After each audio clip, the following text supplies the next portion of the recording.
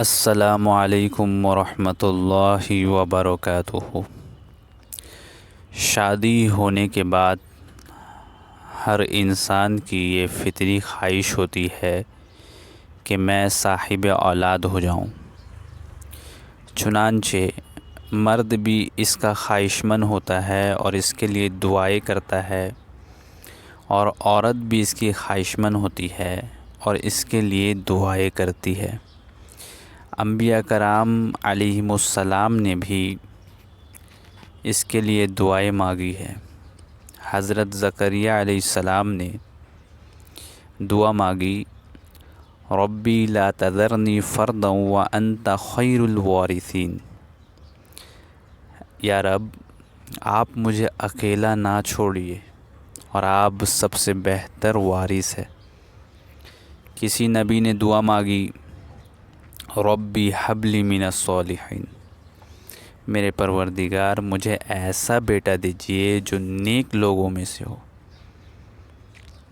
حضرت زکریا علیہ السلام نے تو بڑھاپے تک دعائیں مانگی۔ جب بال سفید ہو گئے اور ہڈیاں بوسیدہ ہو گئی تھی، اس وقت تک اللہ تعالیٰ سے دعا مانگتے رہے۔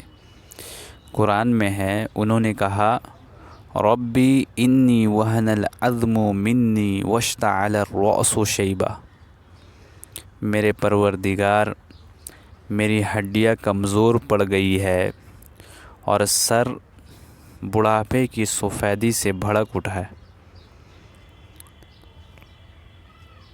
اور ولم اکم بدعائک ربی شقیہ،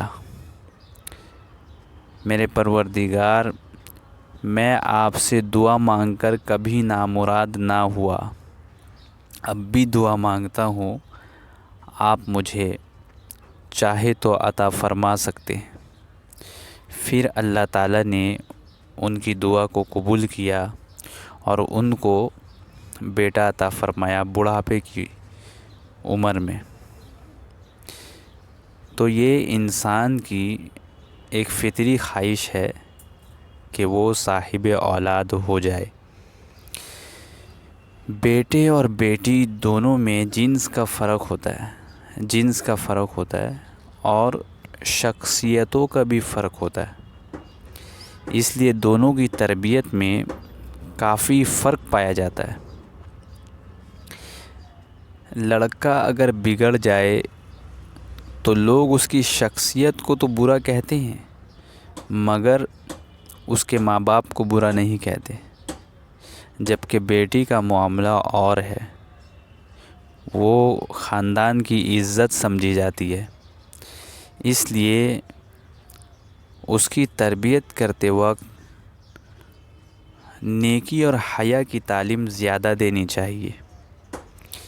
لڑکی سے اگر اونچ نیچ ہو جاتی ہے تو وہ خاندان کی بدنامی ہوتی ہے، خاندان کو دھبا لگتا ہے، اس لیے اس کا معاملہ زیادہ نازک ہے۔ قرآن پاک میں اس کا ثبوت ملتا ہے۔ بی بی مریم علیہ السلام کے یہاں جب عیسیٰ علیہ السلام کی ولادت ہوئی تو وہ بچے کو لے کر آئی۔ قوم نے جب دیکھا کہ ایک کنواری لڑکی بچے کو اٹھا کر لا رہی ہے تو کہنے لگی، یا مریم لقد جئت شیئا فریّا، اے مریم تم نے یہ کیا غضب ڈھا دیا، یہ کیا طوفان چیز اٹھا کر لے آئی، تیری تو ابھی شادی نہیں ہوئی، تیرے یہاں یہ بچہ کیسے ہو گیا؟ پھر بات یہاں تک نہیں رہی بلکہ انہوں نے بات کو آگے بھی بڑھایا، یا اخت ہارون ما کان ابوک امرأ سوء وما کانت امک بغیہ، اے ہارون کی بہن، نہ تو تمہارا باپ کوئی برا آدمی تھا اور نہ تمہاری ماں کوئی بدکار عورت تھی۔ دیکھیے، عمل مریم علیہ السلام کا تھا، لیکن بھائی، ماں اور باپ کا بھی تذکرہ آ گیا کہ ہارون کی بہن، نہ تو تمہارا باپ کوئی برا آدمی تھا، نہ تمہاری ماں کوئی بدکار عورت تھی، تم یہ کیسے بن گئی؟ اس لیے بیٹی چونکہ خاندان کی عزت سمجھی جاتی ہے، اس کی تربیت بہت حساس معاملہ ہے۔